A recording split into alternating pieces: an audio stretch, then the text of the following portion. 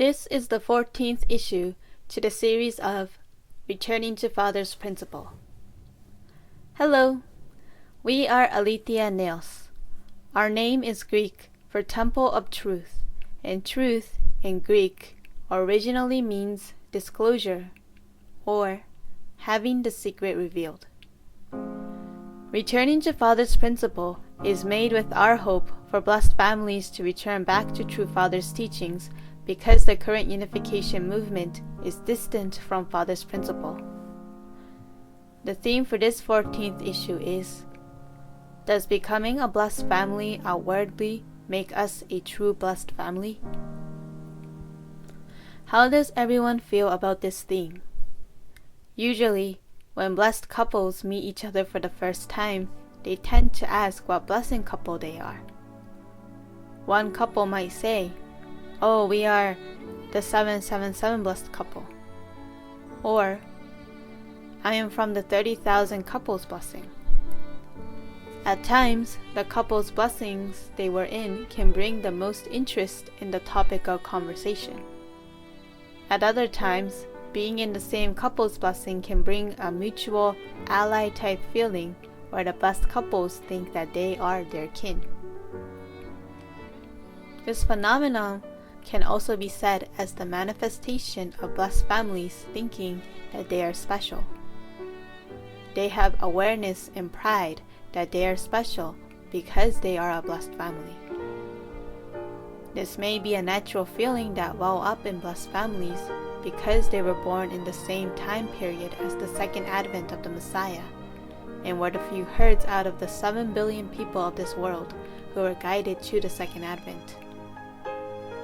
Even receiving the blessing is an unbelievable blessing that we have received from the second advent. Doesn't many blessed families feel like this? But where can we find the value of blessed families?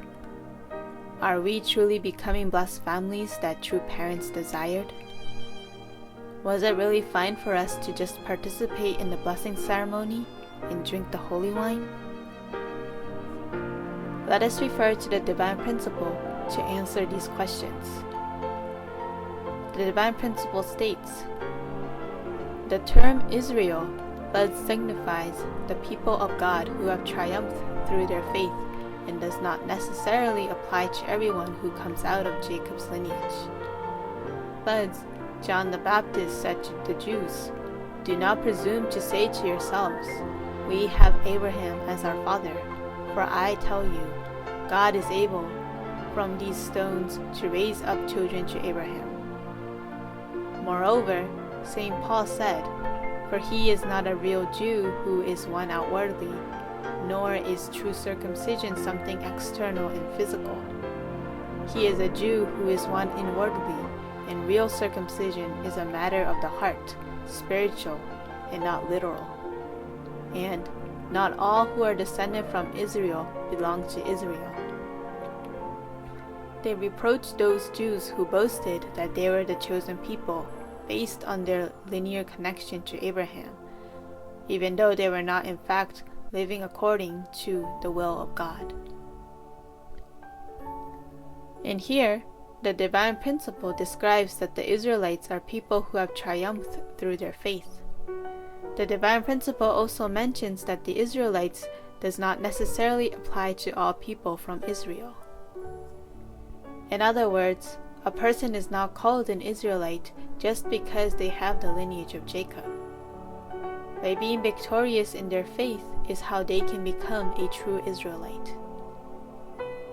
The divine principle describes that only doing outwardly things or being ostentatious does not make one a true Israelite. The divine principle mentions clearly that there has to be faith, a human portion or responsibility that must be fulfilled. Can this be said about blessed families as well?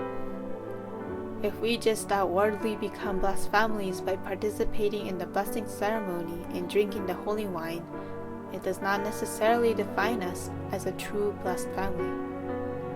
There has to be a human portion of responsibility that must be fulfilled for us to become a true blessed family. Let us continue by looking at the divine principle. The divine principle states, God, being omniscient, foreknows who has the qualifications necessary to become a central figure in the providence of restoration. God predestines those whom he foreknows. Then he calls upon him to fulfill the purpose of the providence. Calling the person is God's responsibility, but that alone does not entitle the person to be justified before God and given glory. Only when the person completes his responsibility after being called by God is he justified and then glorified. God's predestination concerning an individual's glorification is thus contingent upon the completion of his portion of responsibility. Because the biblical verse does not mention the human portion of responsibility, people may misinterpret it to mean that all affairs are determined solely by God's absolute predestination. We have learned that the fulfillment of God's will requires both God's 95% portion of responsibility and the 5% human portion of responsibility. We have also learned that God's portion of responsibility is absolute and the human portion of responsibility is relative. We know that the reason for human history to have been prolonged until this time was because the human portion of responsibility has not yet been fulfilled. Thus, we summarized today's theme in this way. The fall was due to the issue of the human portion of responsibility. Therefore, restoration can only be fulfilled if the human portion of responsibility is fulfilled properly. We will not avoid St. Paul's scolding if we think that we have fulfilled our human portion of responsibility by participating in the blessing ceremony outwardly. Participating in the blessing ceremony is not our human portion of responsibility. What needs to be fulfilled after the blessing ceremony is our true portion of responsibility that we must fulfill. That is the fundamental content of the human portion of responsibility, and if this is not fulfilled, it can be said that it was better to not participate in the blessing ceremony in the first place. We are not devaluing the value of the blessing. In fact, this is to give the greatest value to the blessing true parents have given us. This fulfillment of the human portion of responsibility is to restore our Shimjang relationship with God through the Messiah's love. The restoration to God's lineage is the restoration of God's Shimjang. To restore this relationship is the heavenly secret that is hidden inside Father's Word. Now is the time for us to return back to Father's principle and find this heavenly secret. It is without doubt that the value of the blessing is an unfathomable blessing from God, and being able to participate in the blessing ceremony and receiving the holy wine is a gift.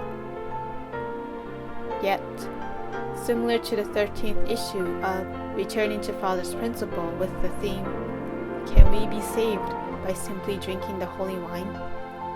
If we end salvation by the mere outward act of drinking the holy wine, that cannot be true salvation. Participating in the blessing ceremony is not the end to our human portion of responsibility. By fulfilling the human portion of responsibility that exists after the blessing is how we can fulfill the value of the blessing and allow the blessing to shine for eternity. Therefore, unless we clarify and clearly understand what this human portion of responsibility that we must fulfill is, we cannot become a true blessed family. The theme for this 14th issue was, does becoming a blessed family outwardly make us a true blessed family? True Father worried as he said, when I am gone, is there anyone who can love God even more than me? Because we are in the situation where True Father had his Songwa, now should be the time for us to return to True Father's principle and clarify what is the original portion of responsibility that blessed families must fulfill. This is hidden in True Father's Word as the heavenly secret. Don't we have to walk a path with the risk of our life to restore our Shimjang relationship with God? Blessed families are supposed to be the families that must welcome God onto this earth through the practice of true love. We hope that everyone can study Father's Word deeply with us with the goal to become a true blessed family. Thank you for watching.